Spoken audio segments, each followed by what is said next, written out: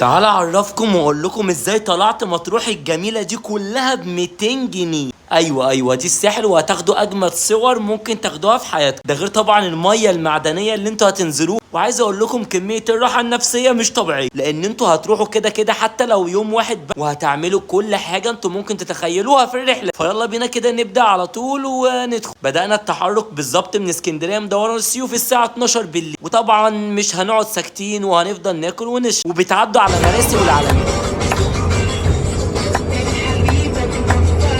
وطبعا عدينا على العلمين الجديدة، وهتعدوا على كل المناطق. وطبعا هنا لسه عشان ترتاحوا وتاكلوا وتشربوا. واخيرا وصلنا اجمل مدينة في العالم، وهي مدينة مطروح. يا جماعة اهل مطروح فين؟ حد يعرف الشارع ده الصراحة علشان معرفش اسمه. وهنا خلاص كنا وصلنا، والنهار طلع علينا باين على شكل مكسل ولا كسل اكتر. ووصلنا شاطئ اللؤلؤ الابيض وبس كده. وهنا الصراحة المية ما قدرتش امسك نفسي قدامها، وفي كمان العاب مائية. كل ده 200